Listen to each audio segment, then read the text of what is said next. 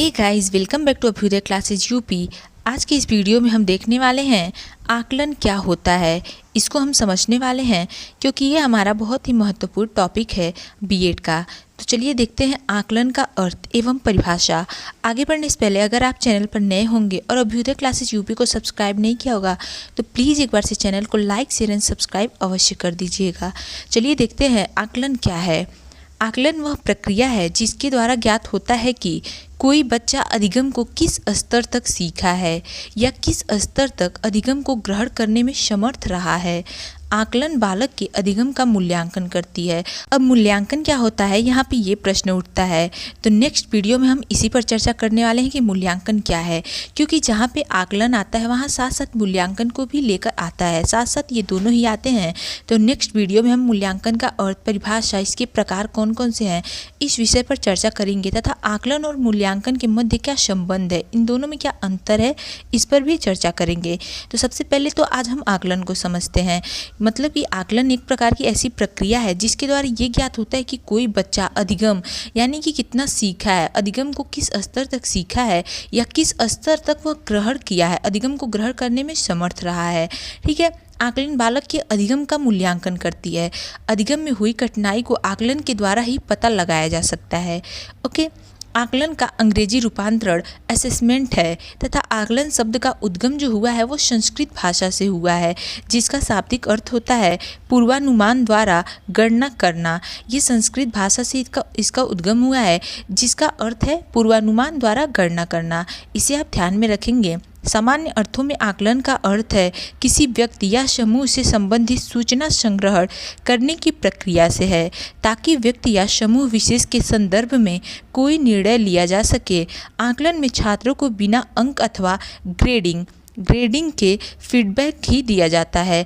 यानी कि आकलन में जो छात्र होते हैं उन्होंने कितना अधिगम को ग्रहण किया है, कितना सीखने में समर्थ रहे हैं, उसके बाद उसके छात्रों को बिना अंक अथवा ग्रेडिंग के उनको फीडबैक दिया जाता है। किसमें? आकलन में। ठीक है, आगे देखते हैं। फीडबैक दिया जाता है ताकि शैक्षिक उद्देश्यों की प्राप्ति में अंतिम मूल्यांकन के पूर्व सुधार हो सके। आगे देखते हैं कुछ परिभाषाएं जिससे और अधिक हमारा आकलन क्या है स्पष्ट हो जाएगा। सबसे पहला जो है वो देखते हैं इरविन के अनुसार। इरविन ने कहा है आकलन छात्रों के अधिगम एवं विकास के व्यवस्थित आधार का अनुमान है। यह किसी भी वस्तु को परिभाषित कर चयन, रचना, संग्रहण, विश्लेषण, व्याख्या तथा सूचनाओं का उपयुक्त प्रयोग कर छात्र विकास तथा अधिगम को बढ़ाने की प्रक्रिया है। ये किसने कहा? ये इरविन के द्वारा दी गई परिभाषा है।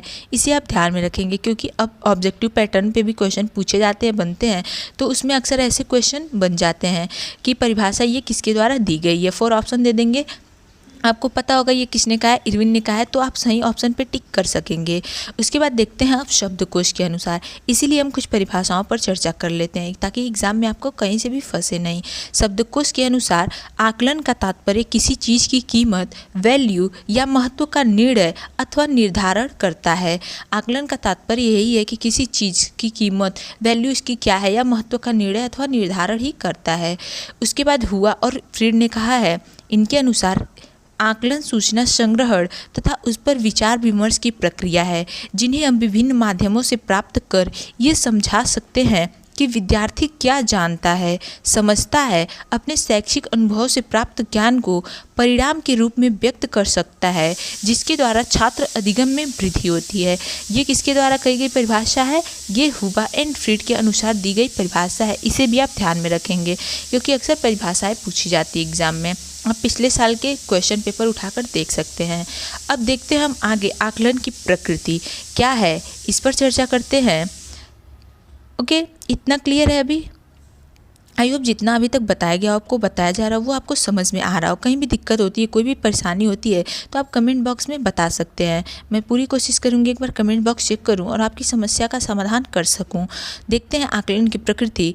आकलन बच्चों की अभिव्यक्ति क्षमता, अनुभूति, आदि का मापन करता है। अब मापन क्या होता है, इस पर भी आपको जल्दी चैनल पर वीडियो मिल जाएगा, क्योंकि अक्सर जो होता है हमारा मापन, आकलन और मूल्यांकन ये तीनों एक साथ शब्द आते हैं, तो इसमें आप बहुत ज़्यादा कंफ्यूज न होइएगा। इसको हम नेक्स्ट वीडियो में और अच्छे से समझेंगे।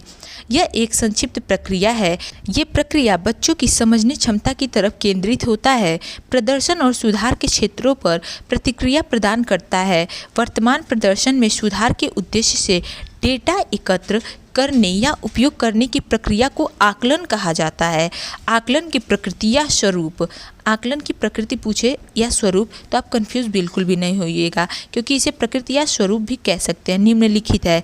अब सबसे पहला क्या है, विश्वसनीयता, फिर वैधता आता है हमारा, उसके बाद इसको सबसे पहले हम समझते हैं, मानकीकरण आता है, ये सभी आएगा। तो सबसे पहले हम विश्वसनीयता को समझेंगे। क्या होती है विश्वसनीयता, इसे देखते हैं। किसी भी आकलन का यह सबसे पहला एवं महत्वपूर्ण गुण है। आकलन किसी भी समय या परिस्थिति में किया जाए, किंतु उसका परिणाम सदैव समान होना चाहिए, तभी वह विश्वसनीय कहलाएगा। अर्थात कि जो आकलन होता है वह किसी भी समय, किसी भी टाइम या किसी भी परिस्थिति में किया जाए, उसका परिणाम जो होता है सदैव समान ही होना चाहिए, तभी वो आकलन जो हुआ है उसे विश्वसनीय माना जाता है, अन्यथा विश्वसनीय नहीं माना जाता है आकलन को। विश्वसनीय सामग्री वही है जिसमें एक स्तर के विद्यार्थी पुनः परीक्षा में लगभग एक समान उत्तर देते हैं।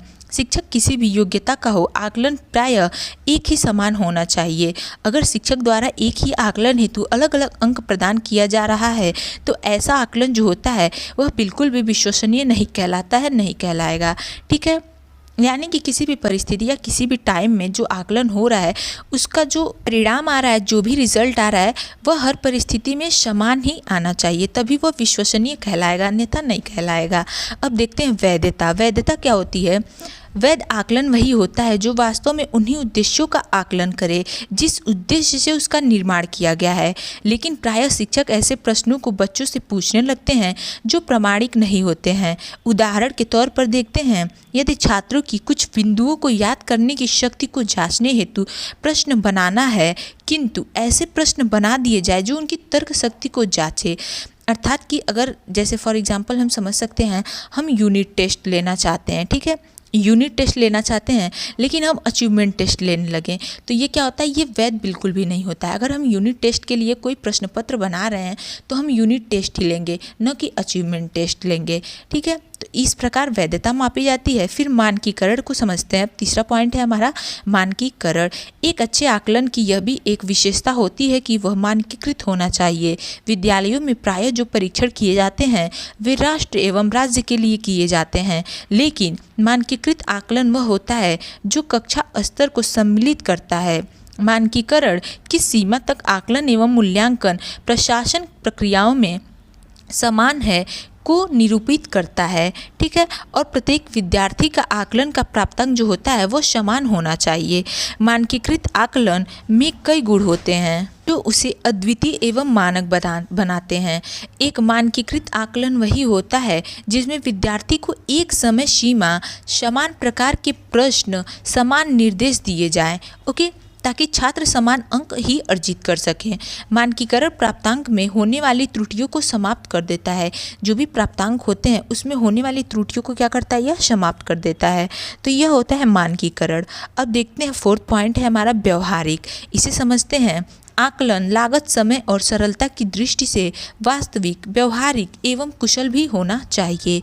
ऐसा भी हो सकता है कि आकलन का कोई तरीका आदर्श हो किंतु उसे व्यवहार में न लाया जा सके। ऐसे तरीकों को भी नहीं अपनाना चाहिए। नेक्स्ट है और आखिरी है हमारा उपयोगिता।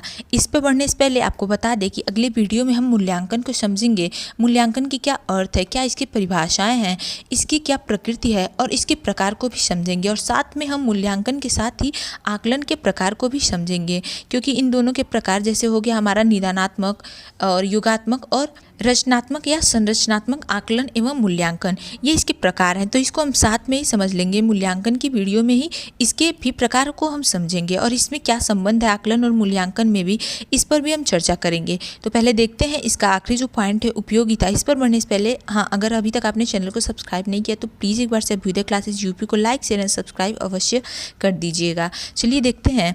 आकलन विद्यार्थियों के लिए उपयोगी भी होना चाहिए। अगर उपयोगी ही नहीं होगा तो इसका क्या फ़ायदा ज़्यादा है। इसीलिए आकलन जो है वो विद्यार्थियों के लिए भी उपयोगी होना चाहिए।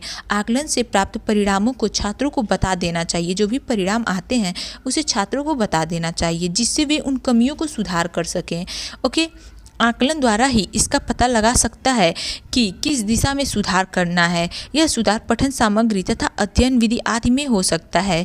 इस प्रकार आकलन विद्यार्थियों एवं अध्यापकों की कमी को जानने एवं उन्हें दूर करने में भी बहुत लाभकारी होता है। तो ये था आकलन। नेक्स्ट वीडियो में हम मूल्यांकन पर चर्चा करेंगे। सो गाइस, आज के वीडियो में बस इतना ही। मिलते हैं अपने अगले वीडियो में। तब तक के लिए चैनल से जुड़े रहें। हाँ, जाते वक्त अभ्युदय क्लासेज यूपी को लाइक, शेयर एंड सब्सक्राइब अवश्य करते जाइएगा। Okay, thank you.